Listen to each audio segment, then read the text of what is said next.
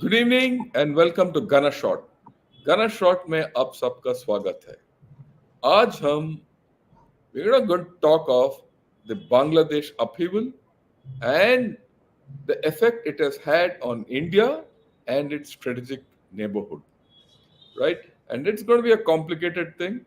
And for this, to decode this complex kind of an equation, I have with me Brig Arun Sahgal. Sir, good evening and welcome to Gunner Shot once again. Long time since you and I have had a talk on this subject or any subject of this kind. Yes, sir. Thank you. Thank you, sir. Thank you very much. Yeah.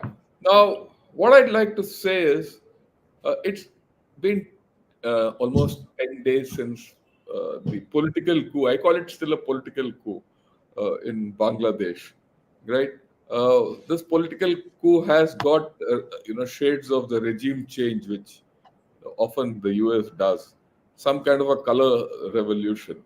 But the Bangladeshis view it as a complete revolution within a monsoon revolution. The feedback I get from Bangladesh, what a lot of people is that, look, this has got nothing to do from outside. Well, these are two sides of the story. The answer might be somewhere in between. But this is a upheaval for many issues, and a lot of our strategic equations have gone awry.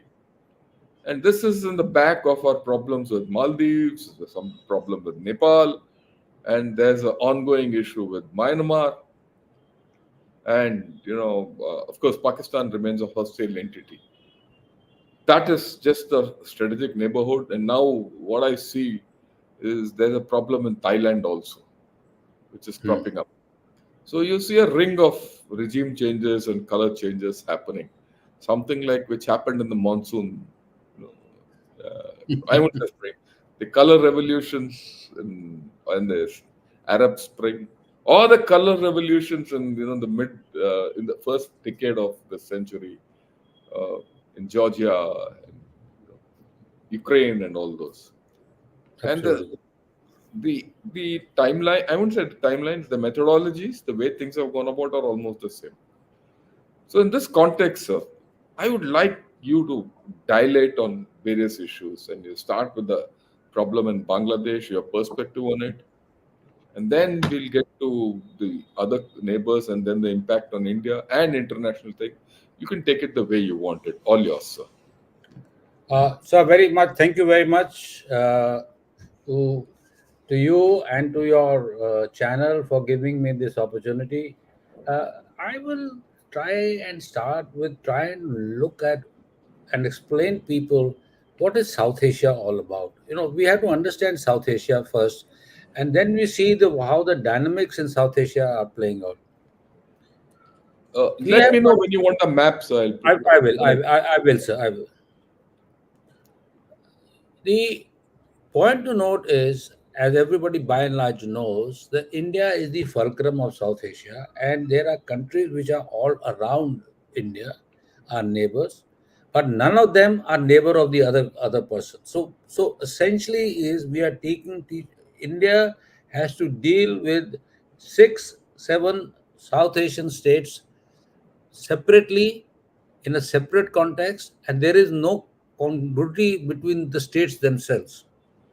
The second important point we have to understand is all these states remain a weak geopolitical and economic construct. They are unstable, and this instability is despite years of governance and democratic order that they have ushered in. There is weak economy, weak political construct, the social and political construct between the people and the leader is weak. The result is that they have this tendency to put all their problems on the outsiders rather than looking inwards. The another issue is they have started to play a balancing game. The balancing game has come about essentially because of China's outreach strategy. I have been saying it for a long time. China, in southwestern China and even in the western China, It seems is a constrained power. It's a continental power. It is seeking an access into warm waters. It has tried to exploit this through our neighboring states. The entire issue that we have to understand is this: is that China is now no longer only a, a neighbor, but it is an important geostrategic player in South Asia. So when we look at South Asia strategy for India, we have to take cognizance of China's role and China's actions in South Asia. The, the next issue is, broadly speaking, is there is no regional initiative. We used to have a thing called the SARC. SARC was a weak construct, but yet it had a number of other elements in SARC, SARC trade, SARC economic, SARC technology, SARC for health, etc., etc. It provided a forum for anger venting. It provided a forum for people to give out their views, and it also provided a forum for collective meeting with the leaderships of the SARC countries. While India has clearly see given the construct of our relationship with Pakistan and its continuous cross-border terror, and the fact that the next SARC meeting has to be held in Pakistan, which India is clearly not comfortable with, the issue basically is this: is that there is no opportunity of the SARC leaders to meet together. We came up with different constructs. We initially came up with BBIN, which is Bhutan, Bangladesh, India, and Nepal. We tried to create a sort of a Quadrant. coalition of countries over here. Here again, we did very well. We tried to create a transportation corridors. We tried to create an economic corridors. We tried to create economic parks, trade zones, etc., etc. But sadly, it did not take off. Then we come up with a BIMSTEC, which is at best a partial success. It's more success purely or for conservation reasons, particularly in the ocean, particularly in the marshes and those areas, and not so much of other aspects. And as far as the connectivities are concerned, they are now have come to the kind of trouble that is taking place in Myanmar and now in our northeast, etc., in which we are the trilateral highway, etc., are gone for a sec. So the similar issue is taking place in IOR. In IOR, Sri Lanka has has been induced to provide certain degree of facilities and long term assets to our inimical neighbors. China. Similar neighbor, the same neighbor, China, is trying to do that in the Maldives, and all this is happening in our region.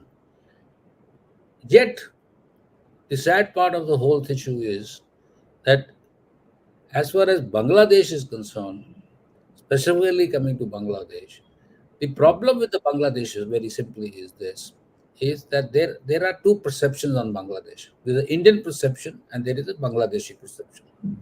Indian perception essentially being is that Bangladesh is a friendly country.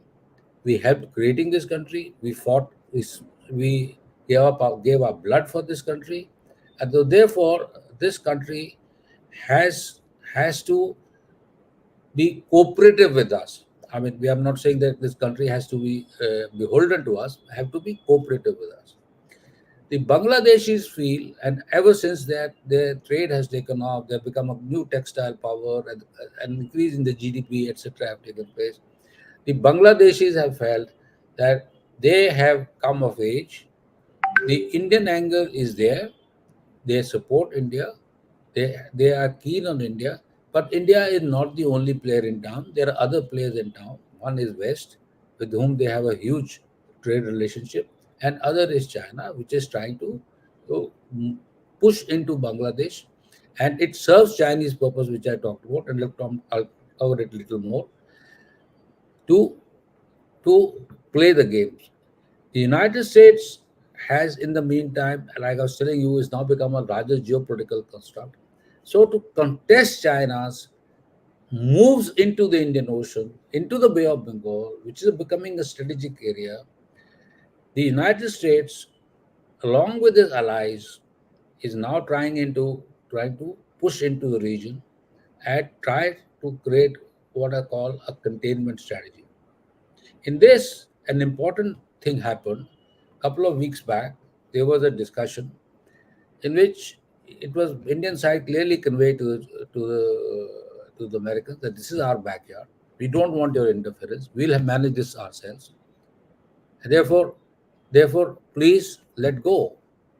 This is a short and straight what discussed. The Americans was very clear also. They said, look, we respect this your shop backyard.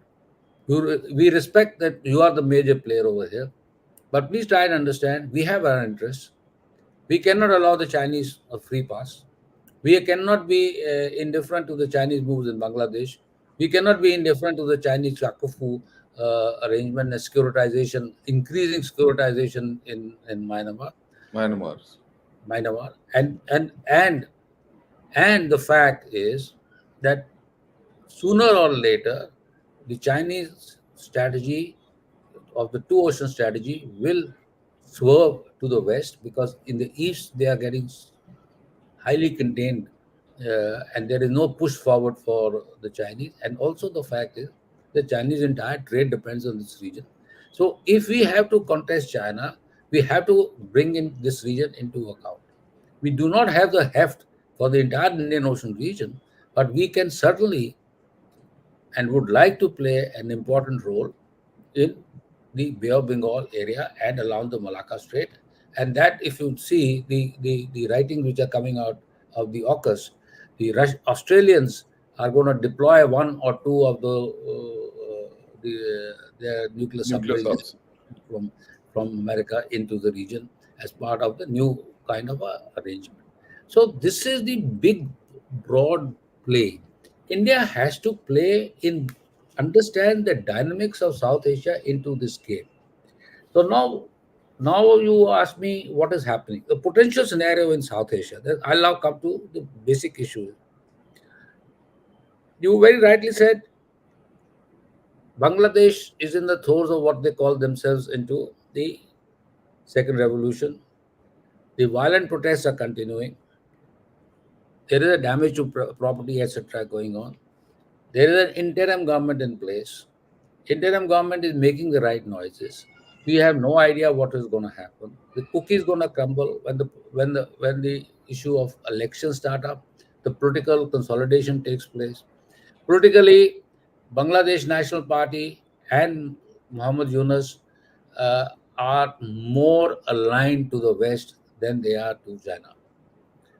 Uh, but that doesn't mean the Chinese are losing this thing. I'll cover that part in my second part of my this thing. But the fact of the matter is that the acting president of BNP, since Sheikh Khalida is in prison, he sits in England, and he sits in England, and he carries out the operation from England. He's still not come back to Bangladesh, and Muhammad Yunus, as you all know, has been a part of a charmed Western establishment who have brought it up, who are also responsible for providing, uh, given his work in the Grameen Bank, a Nobel Peace Prize.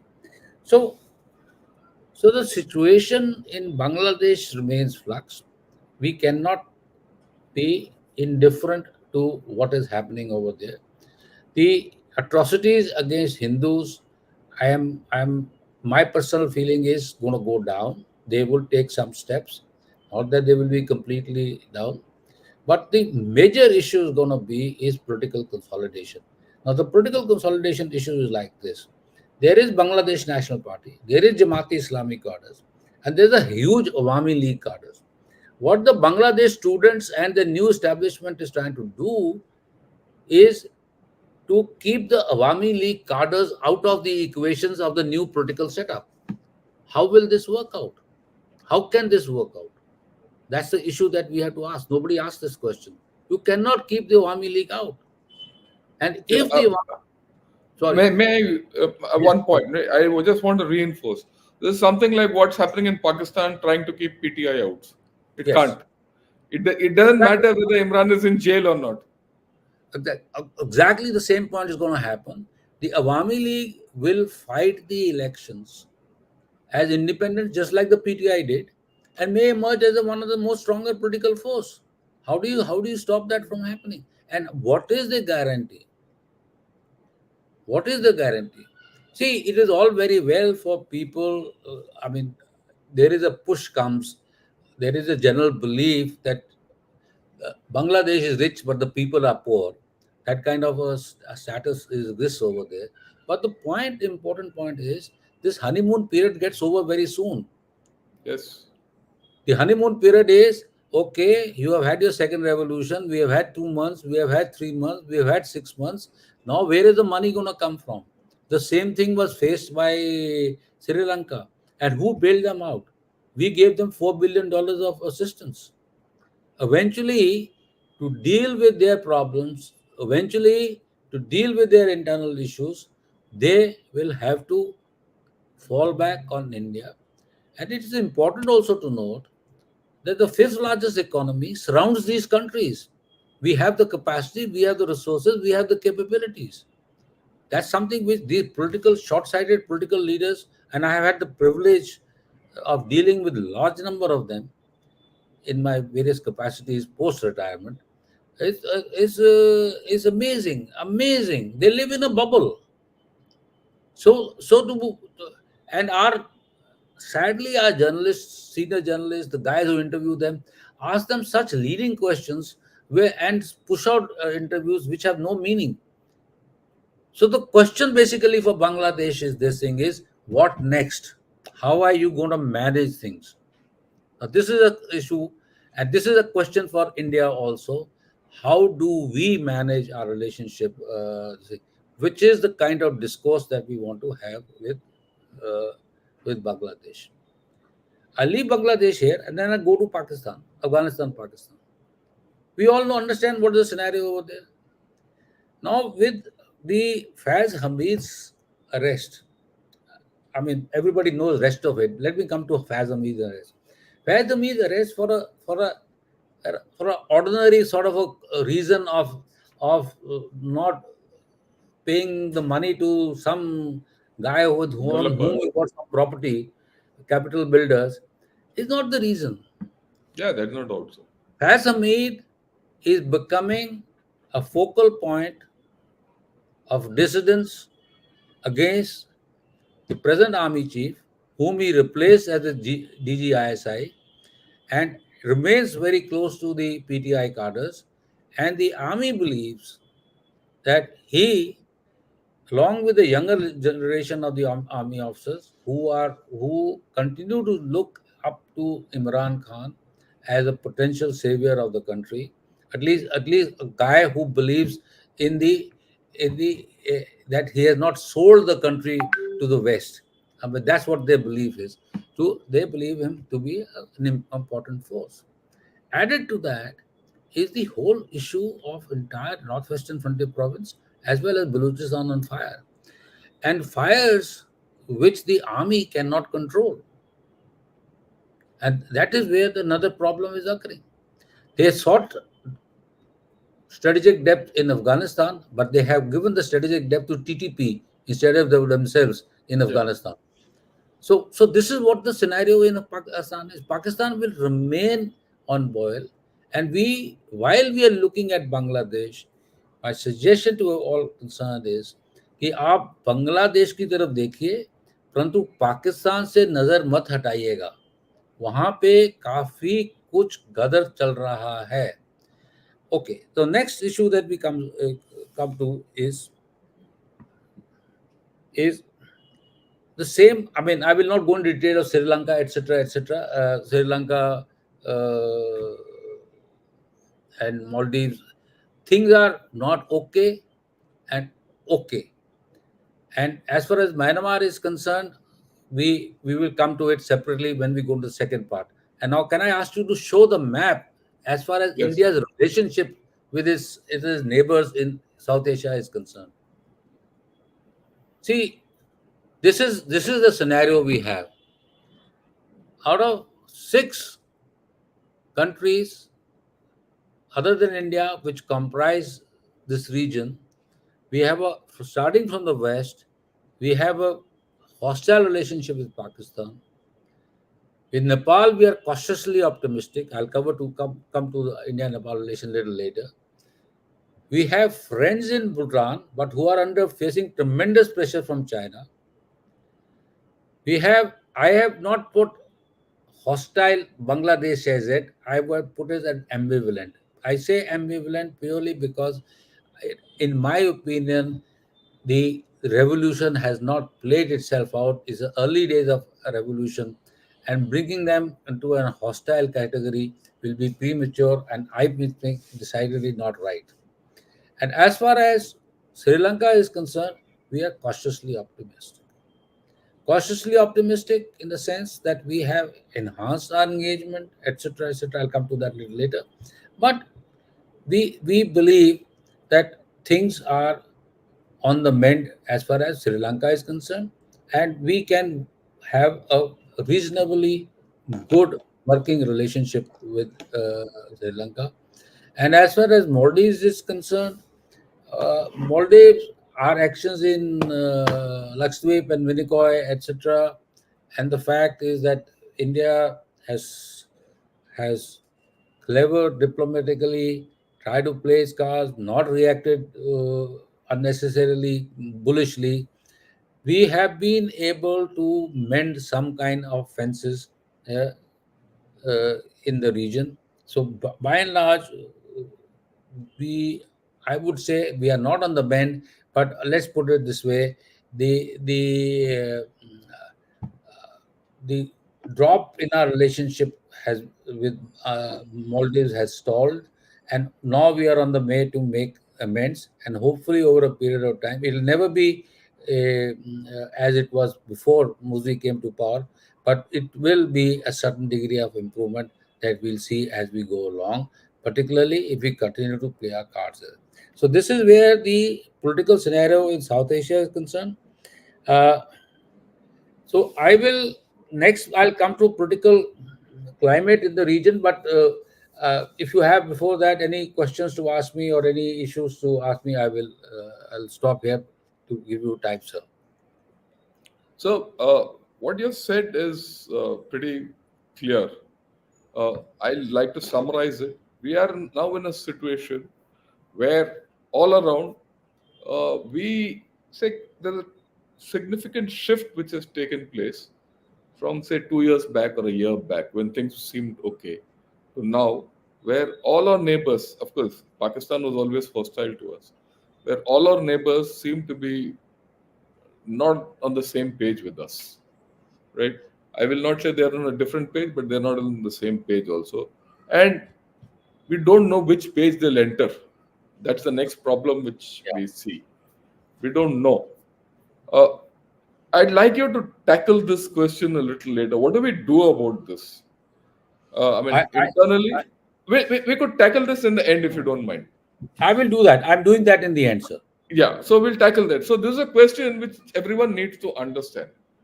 And today, the way I look at it, and I would like you to comment and this thing, the crux of our neighborhood policy revolves around how to handle Bangladesh and our relationship with Myanmar. How to handle, because I think the disturbance in this area is maximum there at this point of time. So, this issue, so if you could highlight Yes, sure, down the sure. line. Yeah. Okay. Now I come to the next part, which is I try to highlight. I call it the political climate in the region. So, So that people you understand. you like the map or should I take it off? No, leave it. It's good. Okay. Map is good. Coming up. Okay. Despite years of independence, region has not experienced political stability. We talked about it. But what is important is the region, political leadership in the region is marked by autocratic traditions, and there is a failing socio-economic contract between the leader and the populace. The masses have always felt that the leaders are letting us down, and leaders are themselves only concerned about themselves. The second important point is this is leading to pure poor economic situations in most of these countries, who are all of them are economic basket case other than Bangladesh. And even Bangladesh, the latest is that its foreign reserves are going down drastically. But let's put it this way: give devil his due. Bangladesh is not a basket case, but the other one are. What is happening is because of their economic troubles, political vitiated atmosphere, they are succumbing to external pressures. And in succumbing to external pressures, most of the time they are trying to make India as the whipping boy. So India is expected to yield to their all their like petulant children's demands, and if you do not do it, then they play this balance of power games, and they say, okay, we'll go to this guy, we'll go to that guy.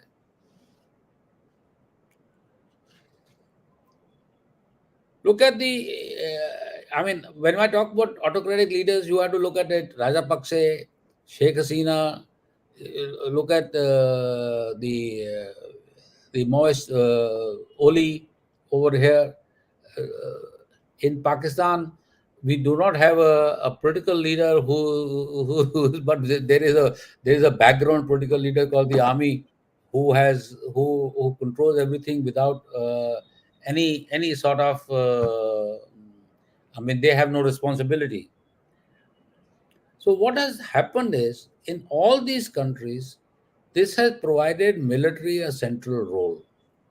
The military central role has allowed the military to play the role of a kingmaker or backgrounder. They remain in background but shape the political discourse. In this scenario, Bhutan is the only country which is markedly different. It has moved from monarchy to an open democracy and now has had its fourth elections in Yeah. which they have got a new prime minister. Now look at Myanmar. On Myanmar in 210 had elections. They went through a period of democratization. I have had the privilege of visiting Myanmar a number of times, addressing the Myanmar military as well as track two dialogues. It was sight to see Yangon Airport. It was sight to see the export zones. It was sight to see the literature which the Japanese are bringing in, and the investments that Japanese were bringing in. All that was going on, and Myanmar was on a high course of development, and a large number of countries were investing. And suddenly, in 2021, what happens? Or 22, whatever it is, what happens? A democratic elections are held, and a military junta just simply takes over the country. Now the situation over there is the autocrats of the military junta are now facing trouble. They are facing trouble primarily because you can push people behind. You can uh, up to a point, but you cannot override them forever. Result: there are a large number of forces that have come into play, including the Chinese role. There is now talk about certain degree of mercenaries and arms and equipment coming in from the east through Thailand into the region. It has become a big thing from drugs. The result today is Myanmar is in turmoil, but the good sign as far as Myanmar is concerned, the nationalistic forces which have been created along with the insurgent groups like Kia, the Shan states, and others are now reorganizing themselves to bring in about a certain degree of let's put it away, a democratic polity or where or a people's movement back into place. We do not know what type it will be, but that's what is going to be happening. So that's the issue over there. Maldives, as we already know, now we come to Nepal. Sorry, now Nepal again has been dithering between Nepalese Congress, United Marxist Leninist Party, KP Olis, Madhav Nepal used to be there earlier. Then the Mr. Prachanda, and all along there has been only an attempt to grab political power without any serious attempt at economic development, infrastructure development.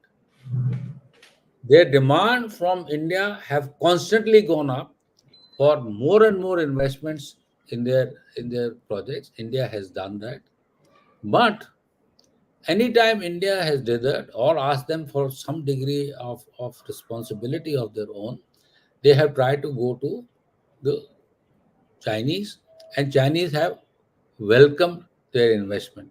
Because go back to what I was trying to say, Chinese is a landlocked thing. If Nepal comes under Chinese influence, and I say there is the agreement, the trilateral agreement between Nepal and just a minute, yeah, China, Nepal, India economic corridor that was proposed in 2018, and the Trans-Himalayan multi-dimensional connectivity network that has come up. Now that is the kind of this thing they are trying to create, and that will allow China to export and import goods through Nepal from the Calcutta port. So go back to the point I was trying to make is that they're all seeking warm water access. So this is how the cookie crumbles. Each one of these states are politically weak, unstable, economically compromised, and they are hedging and balancing, trying to uh, hedge India against the role of the other place. And in most of these, in immediate terms, Chinese are moving in, and the main instrument of the Chinese is BRI. Now I'll come to the role of external actors. Before I go there, if you have any questions, sir, I'll come back to them. No, I'm okay, sir, with what you have said. You Okay. outlined that we are living not only in a hostile environment, we are living in a politically weak environment which is surrounding us. And all of them have to look at India, and they are not comfortable with India, and hence they hedge out, which is the state, I think, which we have to live in or live with for a long time to come, right? Especially when their own political environments are shaky. So, Exactly. yeah, the logical question about this, which I'll ask later, or which I'm sure you'll highlight, is what do we do about it? But Okay. that's a later day question. But we'll go ahead with what you have to say, sir. Okay. Now my next part of my presentation is South Asia and the big power competition. We have to understand South Asia is a part of a big power competition. The first and foremost is, let's look at our West. Pakistan has leveraged its strategic location, allowed itself to be used repeatedly by America for seeking arms and assistance and allowing Americans their, their fight on terror in Afghanistan. The next issue is having sort of played the American card to the hilt, and the Americans having lost interest post the withdrawal from Afghanistan. The new boy in the region is China, which is trying to fulfill both the Pakistani coffers, Pakistani infrastructure investments, and Pakistan is not at all concerned with the strategic implications of Chinese insidious moves into the region. They're willing to sell property, they're willing to sell land, they're willing to sell coastlines, and allow China a free hand into the Arabian Sea and at the mouth of the Persian Gulf. So this is something which is a very serious development, and India needs to take cognizance of that. We cannot remain nonchalant about this development. The next issue is the exploitation of the entire region by China using its BRI. And BRI, as we all understand, is not an economic construct between two nations. It is a political understanding between leaders who go to China, seek assistance for various projects, and they are settled on political terms. They are not settled on economic terms. No tenders are issued, no nothing. So executors are the Chinese companies, role providers are Chinese companies, and everything is done by the Chinese company. So what do? It's like a typical money lender case. Money lender has lent you money, he lent the resources. Now the payback time comes. So what happens on the payback time? They get either part of the payment in terms of electricity, other resources, or force you for concessions, force you for opening up your territorial spaces, like they are seeking in Gwadar, like the Shigapse Nepal highway, which is now trying to create a land link and to connect it to the trilateral highway I was talking about. So this is all part and parcel of that. What are they doing in Bangladesh? They are looking. They failed. They have now come up to Bangladesh. 73% of the Bangladesh weapons are Chinese. Chinese. The 73%, sir, are Chinese weapon systems. The Sandio port, they wanted to develop as a base, they were denied. What have they done? They have created BNS Sheikh Hasina, a 6 bin nuclear submarine, sorry, not nuclear, submarine base. Well, all that the Bangladesh has is only 2 submarines. What are the 4 submarines pens are meant for? We do not know, and also 3 pens for frigates and larger ships, which again the Bangladesh does not have. So, seriously speaking, the Chittagong port, or the Cox's Bazar area of the Chittagong port, has actually been sold out to the Chinese. India has remained, I'm sorry to say, indifferent to these developments. We have not done very much to it. The next issue is that they have now started to build large scale infrastructure projects, hugely not required. They built up a tunnel under the Tista River, which is not required. Which is absolutely white elephant, and those are the issues that are questioned. But that's how they get concessions. So today, as far as Bangladesh is concerned, it is heavily under Chinese debt. It has a $23 billion trade with China, and it cannot just come out of this debt, and it has to. Therefore, in the new regime, will have to perforce remain relatively friendly to China. As far as the US is concerned, US is concerned about the Chinese inroads into Bangladesh. Bangladesh. It is concerned about the fact that it has got bases over there. It is concerned about the fact that when you look at the securitization of the Chakfu, which is the deep water single buoy moorings from where the entire oil is pumped into the downside Yunnan refineries in area. Yunnan.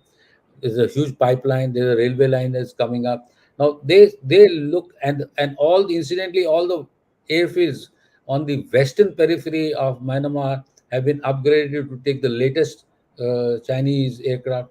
So yes, सबको देखते हुए Americans have made their move, and their move is that they wanted to have Saint Martin Island. It's not a joke. They want Saint Martin Island because slightly away it is a territory which is also was demanded by Bangladesh, sorry, Myanmar, which has been under arbitration, has been given to Bangladesh. So the bottom line is that the Americans are also moving in. And now you had asked me a question on what is happening, the role in Myanmar. So in the initial phases of the struggle in Myanmar, the Chinese were playing the ball game. The Chinese were playing a big ball game, and they were trying to ensure that the military junta allows Chinese interests not to be compromised in Myanmar, and can make significant inroads. But this has changed ever since there has been a fight back by the democratic forces, supported by outside players. Since I do not have full information, but I understand some of them are Western sources, Western manpower is also coming. Soldiers of fortune are moving into the region to play a hand over there. Some arms and equipment are being provided to these forces.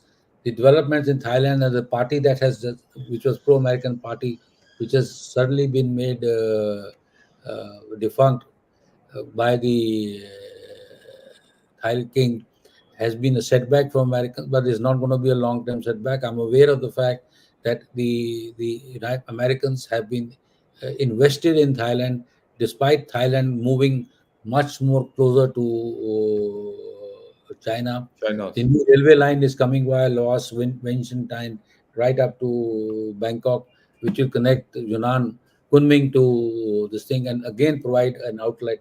So all these things are taking place, and there is this whole area which you see south of Bangladesh going right up to the Malacca Strait is an area that is becoming an area of concern.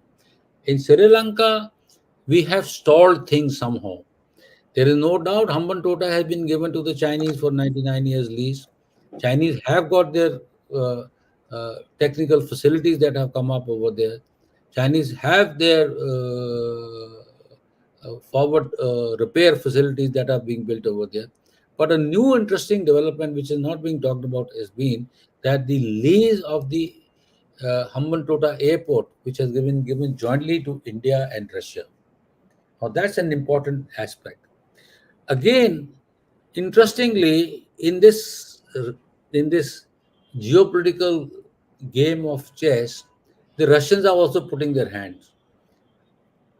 Last month, there was a major, not major, an exercise was conducted between Myanmar, Bangladesh, and Russia. And we are all aware of the fact is that the by and large entire air defense systems of Myanmar are from Russian origin. There are large number of these armed vehicles are of the Russian origin. Similarly, the fed up with the Chinese equipment or malfunctioning of the Chinese equipment, the Bangladeshis are also toying with the idea of getting from Russia. So the bottom line at the end of the day is this: is that every one of the three players are involved into ensuring that this water space of Bay of Bengal, which is through which China is seeking major connectivity, is contested and constrained. The India has to perforce look at this space much more seriously. I'm sure the policymakers in Delhi are looking at it, but they have to not, in their attempt to play the regional card, they cannot forget the larger geopolitical picture that is emerging in the region. So this is my the next issue. So so as far as you have asked me a question, what should India do? Am I right, sir? That's what the Yes, yes, sure. question is. So the fundamental point India has to realize, like I was mentioning just now, that it's South Asia is not a bilateral issue with these six countries, seven countries. It is part of a larger geostrategic construct. And it is part of a larger geostrategic construct both in continental domain because of our violent borders, unsettled borders, Chinese inroads, as also in the maritime domain, again an area in which the Western oriented philosophy of the Chinese or the PLA Navy, in which they'll seek greater investments into IOR and greater deployments in the IOR. I've said somewhere else that by 2027, 2028, we'll probably see first carrier battle group of the Chinese deployed in the Indian Ocean region. So we have to be cognizant of that. Added to that, please also note the fact that by that time, we would see first or second or maybe three strong class submarines which the China is building for the Pakistanis may come on board. And and and please, when we talk about capacity building of our adversaries, we should correlate with ourselves. And here, if you notice, we are still in the stage of finding development partners. We're taking stage of taking decisions, and we are not moving fast enough to to deal with the emerging challenges from people who already have the resources and the capacities to fast-paced development in this region. So India has to be. Second point is,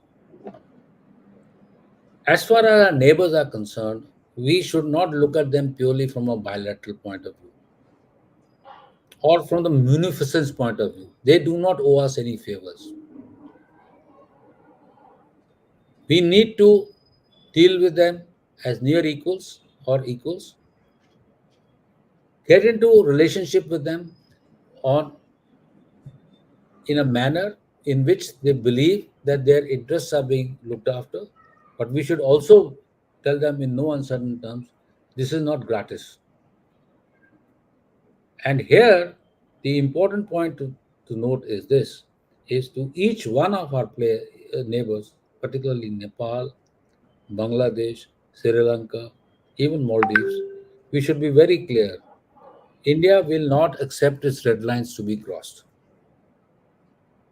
Should make it very clear, absolutely clear, that our red lines cannot be crossed, and if they are crossed, India will react. The manner of reaction is a multifarious reaction, but that's not important. The important part is the messaging. I'll take a small example.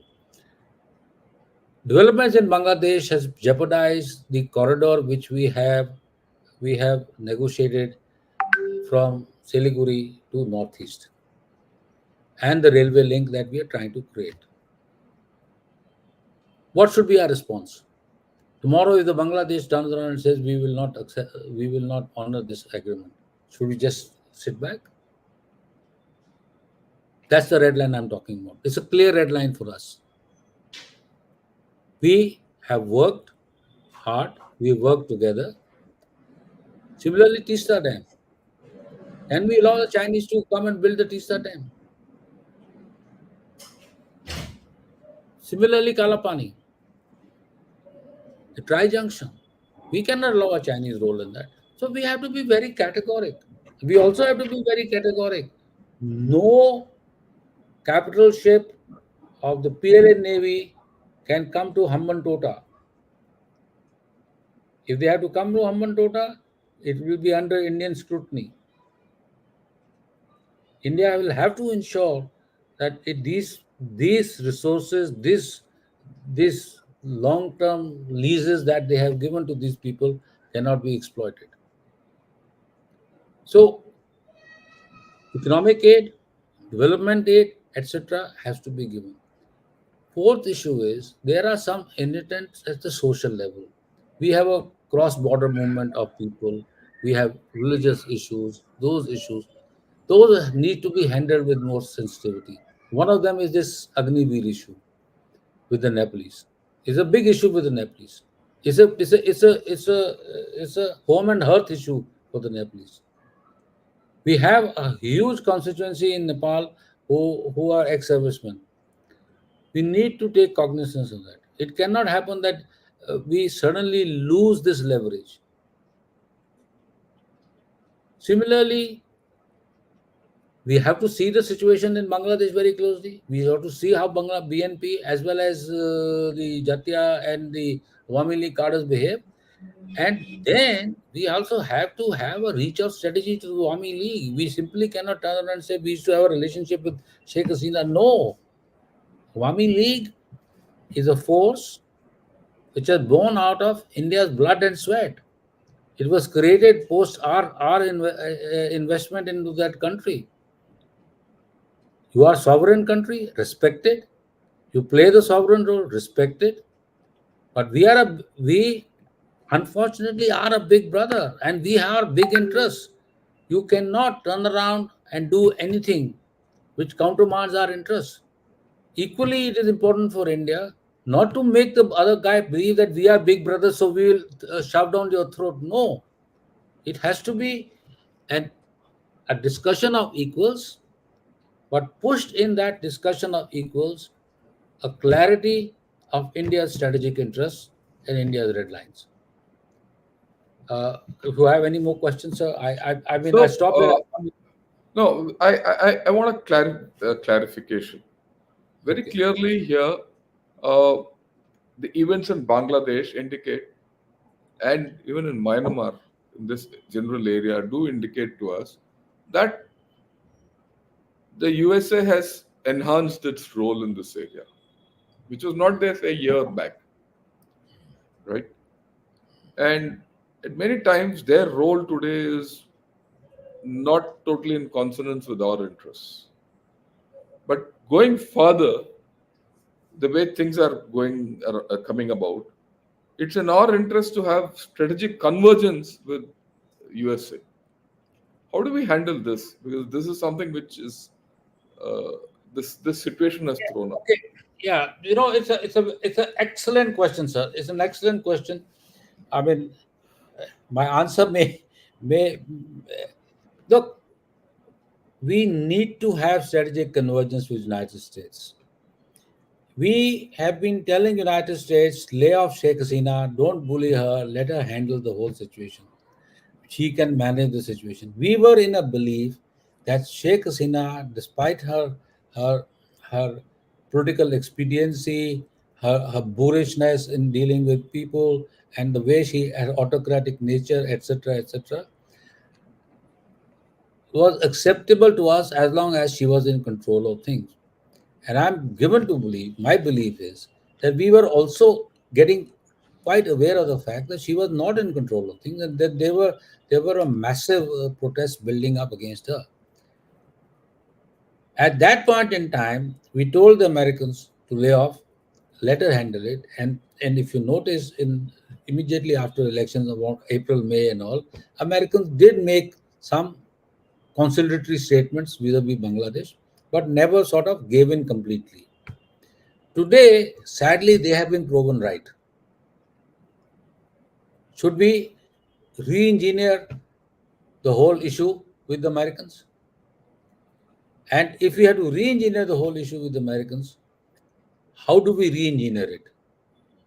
Similarly, in Myanmar. Myanmar, if you notice, the NSA has been to Myanmar recently.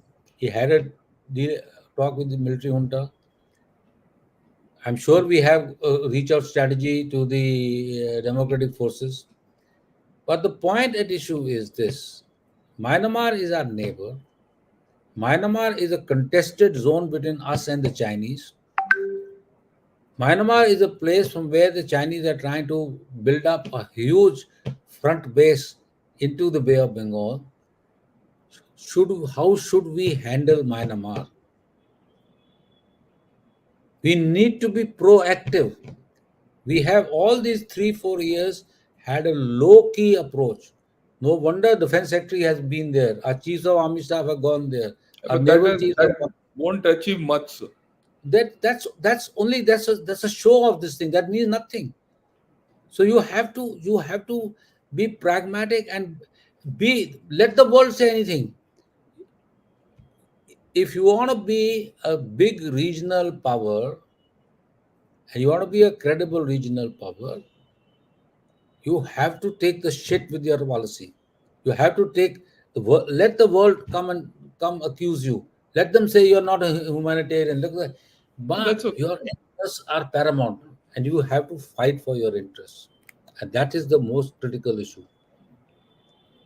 And for us, a shining example, at least in the process of shining example, is how we are trying to slowly, steadily, at highest level, pushing, calling the Maldives Prime Minister over, President over, sending our foreign minister over, number of meetings at various levels, trying to shape our agenda to in a manner that Maldives actions do not hurt our interests. So I'm not saying they should the cooperation over here, they should not harm our interest. And third issue is Myanmar is central to our reach out strategy to ASEAN. The trilateral highway, we have to have the trilateral highway. We have to have. There was another port south of Yangon. I'm forgetting the name, from where a road was to be constructed to Thailand. That also have gone by. So we need to be more proactive in these areas and not allow our perceptions of a big power play, regional play, to overshadow our regional interests in our neighborhood. Sometime I get the impression is that we are more keen to play a regional and a global role than within our strategic neighborhood. We sort of look at it as a low key issue, which will and now we have been given, uh, first the Maldives, now Bangladesh have given a wake up call, and I think we need to wake up to it and have a more proactive, progressive policy towards our immediate neighborhood. Thank you, sir. I'll take a few questions. But before I take questions, I'd like to tell everyone who's watching this video, if you like it, please press the like button. And of course, I would request more of you to subscribe to Ghana Shot. And because we are living in exciting times, a lot of uncertainty, and India still retains a whole lot of balance. And I think it's still in a place where we have a lot to offer to the world and play our part in our growth, because I don't see growth being stymied in India. So, but we're in for exciting times. So we're going to be discussing more of this.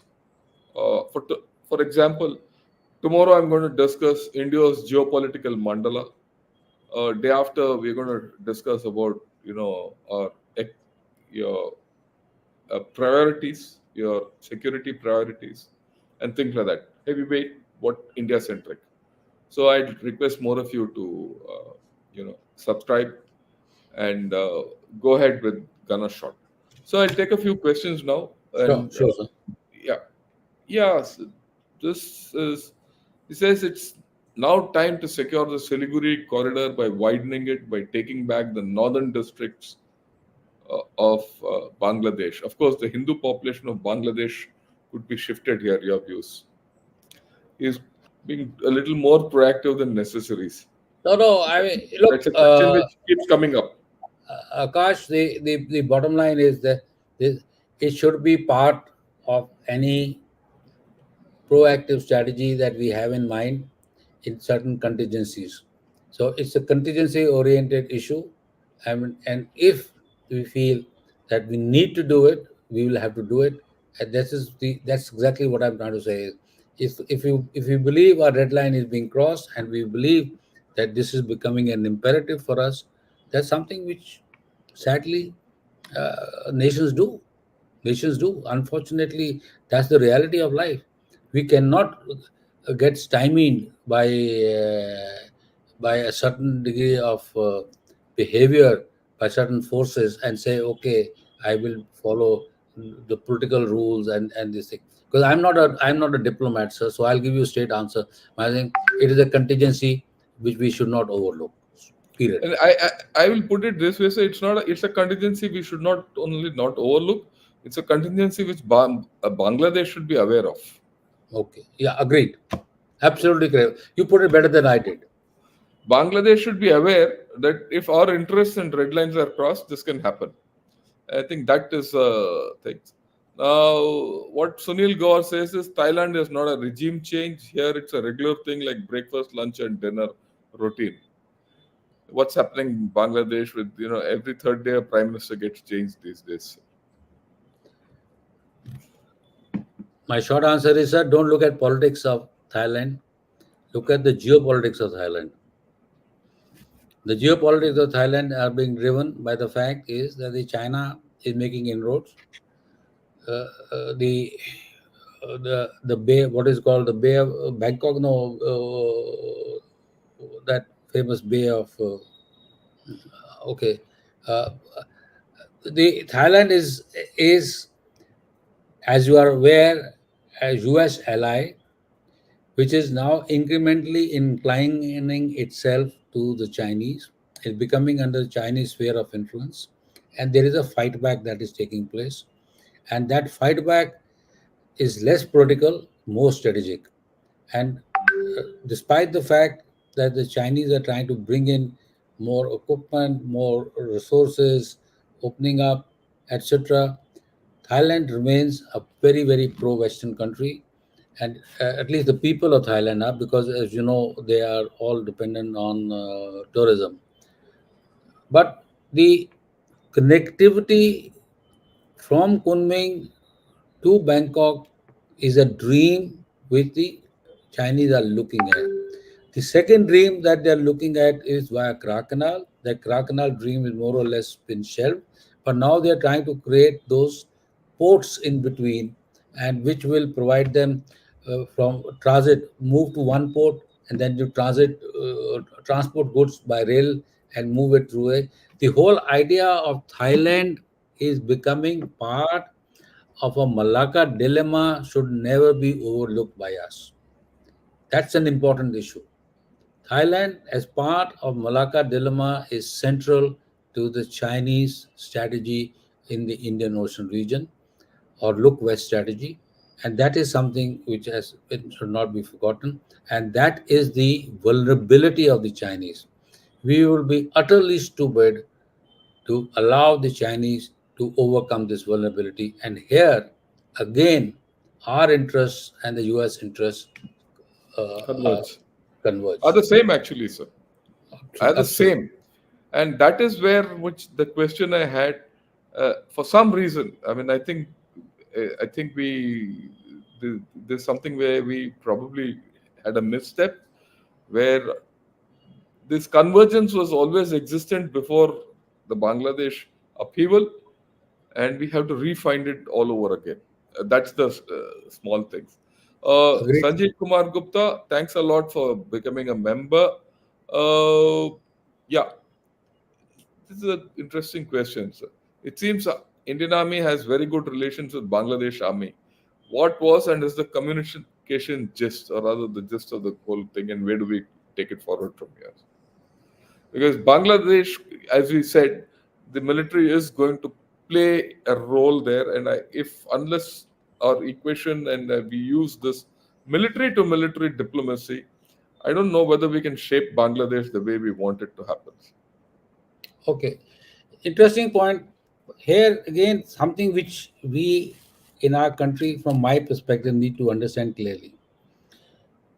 When we are talking about a military or the army in Bangladesh, Pakistan, and even in Sri Lanka context or in Nepali context, they are not security forces alone. They are political security forces. They are political animals, like I tried to mention, because of the weak polity, they have always played a role in stabilizing the country, and therefore they are political animals. As far as the Indian army is concerned, it is purely a security force with no political role.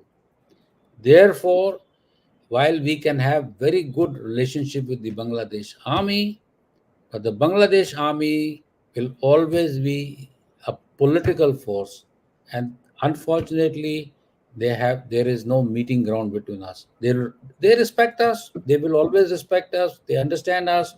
They'll do everything. They will train with us. They'll do exercise with us. Their exercise is going to come up now very soon. They are coming into India for some discussions. That all will happen. But to expect the Bangladesh army to look at things purely from a from a military point of view, I think will not be correct. There's something which we need to understand.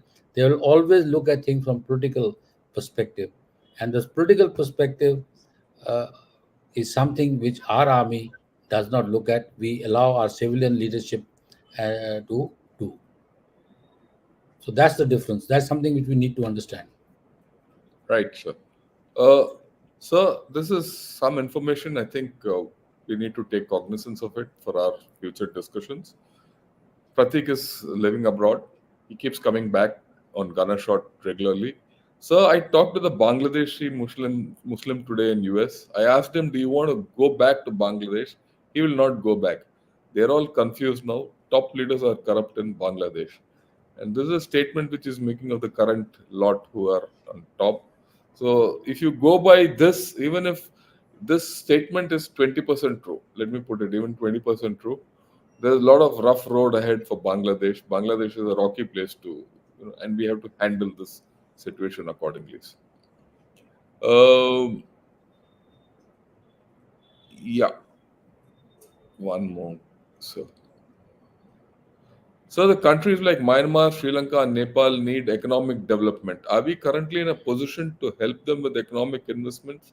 China seems to have an edge in these aspects. See, okay, this is a very interesting question that this keeps coming up in our mindset. But let me explain something to you, sir. When we are talking about India's providing economic assistance or developmental assistance to Nepal, we follow a legal process in which we say, okay, let's take it $100 million are allotted for this power project. In fact, we recently did agree when this chap, the Nepalese Prime Minister Pachanda came to India. We agreed $100 million. I'm just taking a hypothetical. Now, this $100 million will now go into the Nepalese kitty. Nepal will go through the tendering process, etc., etc., etc. Use companies, etc., who will execute the project, and it will follow a similar route like that in India, and where the $100 million will shrink to close to about $60 million or 60 or 40 $55 million in terms of actual deployment, and balance will get eaten up or well utilized inside the system. Now, Chinese, on the other hand, when they say we will give you $100 million, there is no Nepalese company involved. There is no nothing is involved. Chinese military or machinery corporation of CMC will come. They will take the $100 million worth of equipment. Equipment will come from China. Labor will come from China. Some peripherals will be taken from Nepal. Out of this $100 million, maximum Jamal will get is $5 million. $95 million will be the investment of the Chinese. They will complete the project in time because they have nobody to answer. There are no oversights by anyone. They will provide you the road, they will provide you with a bridge, and they will go away. You will turn around and say, look what the Nepalese, Japanese, Chinese have done. Sadly, these are two not different models. Yeah? We can't follow that model. It's simply not possible for us to follow that model because we have given the money to you and you are utilizing. Nepal is utilizing it. Here, Chinese are not giving money to Nepal. Chinese are given a road to Nepal, which the Chinese have built. So now we come to amortization. Now, when $100 million have to be returned, of course, out of that only about 20% was assistance, 80% was Loans. you have to return it at 3% rate. Then you start cribbing. You say, यार इतना पैसा हमारा ले ले हैं, अभी हम कैसे करेंगे? And then you go in debt. Then you start cursing the Chinese. That's exactly what is happening in Pakistan. Pakistan has surplus of electricity, but no buyers. They can't buy it here at 16 rupees a watt here. So the question we have to ask ourselves, there are a number of issues we need to go into detail how these things work, sir. It's not a simple question अभी Chinese आके bridge बना के चले गए, अच्छी बड़ी बहुत बढ़िया सड़क बना के, हम नहीं बनाते, हम भी बनाते हैं, वी मेक्स रोड्स यार, look at our roads in India, they coming up phenomenally well, we are making capable of making a road. But in India's case, the Nepalese negotiate with us that they want to control the whole thing, they do not want to live in India, because then it becomes a sovereignty issue. There is no sovereignty issue with the Chinese, yeah? This is the problem. This is the problem, Yeah, sir, and this is the problem we have to recognize. yeah. Uh, so this is Asif Abidin. He's from Bangladesh. He's put about 8 9 questions. Now he's had his views about what we have spoken. He says India is not a global power. India is 20 years behind China in military power and all that. But that's not the question I'm going to ask him. No, I I will want to answer send a that message. question also. No, no, sir. We don't need to because why I And I'll answer instigate them. right. I'll answer them. I tell you what. Okay, so Okay. you answer it and then because I Okay. want to send a message to So all please understand Bangladeshis who this. are watching this. Please understand this, my friend. What is a global power? You have to answer that question. Chinese are a continental power which operates within its continental domains. It is trying to break out through insidious means, through treaties, friendship, relationship with the other players. But it is strictly a continental power. Chinese have no friends in the world except for Russia recently and North Korea. You, Nepal, even us are trade partners or economic partners. That's all that we are. Now, in terms of global power, the basic construct of global power is how much of your power is leverageable, how much of the power you can use. If you have a 10-point power, can you use all the 10 points? Even the Americans cannot use it. Americans can used to use 8 or 7. With Ukraine war, with the Gaza war, with the Indo-Pacific, Americans can use only 3% power this thing at any place. They have to the power is distributed. India, as far as South Asia is concerned, is a regional power. Whether we are a global power or not is no construct to us. But as please remember one single point. As far as India is concerned, India is the strongest regional power and second biggest power in Asia. We have economy, we have technological power, we have nuclear power, and we have all the assets to be a global economic power. We are not trying to tell you anything, but I'm simply trying to face the facts. Global power means nothing to me. I am more interested in my region. And we are, since we both are living in the same region, we have to respect each other. But to say that China is bigger power, so what can China do? Bigger power. So what does it do? I mean, you think China can militarily defeat us? That's why for 5 years we have been in a face-off. Over 5 kilometers up and down territory. For 5 years, sir. 60,000 troops of ours and 60,000 troops are deployed. We also have nuclear weapons. We have also tested our nuclear missiles to 10,000 kilometer ranges. We can also use everything, but we don't talk about them. We do not display our power and influence. We simply say we want to have a good, peaceful, cooperative relationship. Like we want to have with Bangladesh, the same kind of relations we have with it will be relationship of the equals. But to be able to use internal politics or other issues to destabilize me will not be acceptable. I hope you get the point, sir. Yeah, I think you put it, sir. I would like to put this across to every Bangladeshi who's seeing this podcast. Bangladesh has to decide whether it wants India as a friend or not. The discourse so far, and which I keep telling everyone, is this that India has to decide whether it wants Bangladesh as its friend or not. 197 million Bangladesh is its friend or not. Equally, Bangladesh also should understand whether it wants 1.4 billion Indians as its friends or not. And I can tell you, if you display enmity, you display animosity, you display indifference, and if you feel that others are better than us, you can please go to them. And the cost will be borne by all of you. Right? Your whatever you have to do or not do, understand, except that little part which you have a border with Myanmar, the rest of your 4,000 kilometers border all around is with India. Right? Your sustenance as a nation is from India. We don't say it. But since you made it a point with all your animosity which you are showing, this is the issue. We are concerned about what's happening in Bangladesh.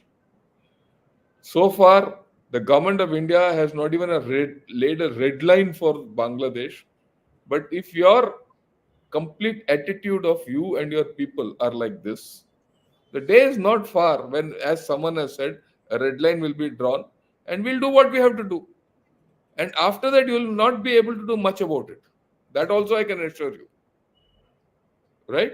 We don't want to do all that. Right? I have no problem in your people coming and expressing whatever you want. But this is the bottom line. We are interested in a prosperous Bangladesh. For the past 70 years, 50 years of your existence, that's what we have been interested in. Because in your prosperity lies our prosperity. We recognize that. But I think we need to respect each other, understand each other, and do things the right way as nations do. If you have to come and display, you can ask a question, you can go against us, there's no problem. We are a completely democratic system. But if you feel China is the better friend, go to them. Then we'll deal with you accordingly. So, if you want to add something on this line, you must add, because I think a lot of Bangladeshis will end up seeing this podcast. No, but you have another question. You said his. This is not the question. What is the other No, question? he's got about 8-9 questions. I've just taken one question as a. No, but you said, but this is not his main question. There's another question you wanted to pose. No, I'll not put this because there's no point in, Okay, okay. No, no, for example, he says, "Hey, Akash, what's wrong with you? You want to start with Bangladesh for what? Bangladesh is India's fourth remittance provider, 8 billion in trader port gas. Why so?" You see, he feels that he's giving something to India. right. I agree with him. You're giving to India. So if there is a cooperative relationship, then why this animosity or trying to be? So if we are economically dependent partners, we must behave rationally, right? We have to behave rationally and behave in a manner which we recognize power. We also recognize Chinese power, incidentally. It's not that we don't recognize Chinese power. We recognize Chinese power, but we recognize in a manner that we do not allow ourselves to be destabilized. And what is India trying to do? India is trying to do is build up its comprehensive national power, not to assert influence. But like our leaders and other people continue to say always, we want to be region's net security provider. We want to make the region safe from external influences. And in this, everybody has a role to play, including China and outside players. We are not saying that it is my area, my territory, my this thing. We are not behaving like South China Sea being my lake, like the Chinese are doing and building artificial islands, etc. We are trying to tell everybody that this is our common space and we need to protect it commonly and we have to behave and act together. And that is what we are trying to do. Nothing more, nothing less. And it's good thing that if Bangladesh want to be partners with it, we are no concern about your internal issues. But what we are talking about is, like we have discussed the whole evening today, the political discourse cannot be destabilizing. That it creates an anarchy which affects us subsequently, like it did in 1971. You cannot allow that anarchy to take place. His next question, so since we have taken it, we'll take a few more. Bangladesh becoming more powerful in terms of military power, new jets, air defense, submarine, tactical missile. How do you see it? Please enjoy them. These That will be toys are easy to procure, but difficult to maintain. As you yourself know, I'm aware of what problems that you're having. Your tanks are not working, your aircrafts are not working very well. You are asking for components from outside players, etc., etc. So, sir, it is not the question of you have six divisions in Bangladesh. What is your threat? Why are you having six divisions? You're not having six divisions to fight India. You're having six divisions for your internal discourse. Please understand this. We understand that. If you do not understand, let me explain it to you. Your military power, Bangladesh military power, is essentially for its internal issues and for small level border problems here and there with its neighbors. They are not a war fighting machine. Your military is not a war fighting machine. Please understand that logic. And you will never be a war fighting machine. Please also understand this. So you can keep buying them. Please buy them. For all we can sell them to you. We want BrahMos, we'll sell the BrahMos if you want. But that's not an issue here. The issue is what do you need military for? And you as youngsters who are trying to do well for your own country, ask yourself this question. Why are we spending so much of money on military? What are the challenges that you have? Look at in my country. We have two border problems. A border with China, which is live. We have a border with Pakistan, which is live. And how much do we spend? $80 billion. $80 billion comes to how much? 1.8% of our GDP. How much does China spend? Close to 4% of the GDP. How much does Pakistan spend without any money, anything? They continue to spend over 2% of the GDP. Please understand, we are not a warmongering country. We want to live peacefully. I don't have to give you explanation, but you have to understand this. But we are also a powerful country, sir, and we will continue to acquire more power. But sadly, we have to understand that we have to live peacefully together. We were peaceful together till the situation erupted. Let's go back to that peaceful living and let's live as good friends, brothers, and whatever we want to be. interesting question, sir. I'll twist this question around because I think we need to put all our neighbors reluctantly accept us as bigger brother, but hope US, China as bigger brothers. Look, the point is that all our neighboring countries have to decide whether they want India as the bigger brother or China and USA as the bigger brother. That's a larger issue. So I think you would like to dilate on this. My simple answer to is everybody plays balancing game. Is natural. Is natural. You think that China or the US will buy you security policies vis-a-vis India?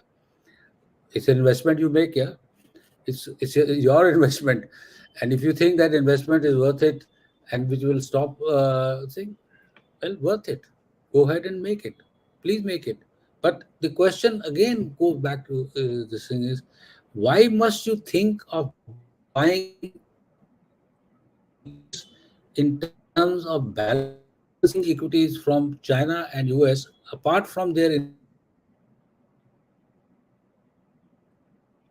infrastructure and your developmental process, which everybody would be happy. Why you are absolutely within your right to get development as anybody, but should not bring it the securitization factor. Securitization factor is bad decision. Is very very bad decision. We should stay away from it. Uh, yeah, he says Namaskaram, General Sirs. Thanks a lot, R&D. Uh, so I we got a lot of questions, but I'll not take them on. We've answered a lot. Your final issue about Bangladesh and what Bangladesh should really look at. A minute on that, sir, and then we'll close the shows. There's no question. Just 1 minute. I mean, yeah, your final Okay, wrap up okay. view, sir. So I think the situation in Bangladesh is in a state of flux.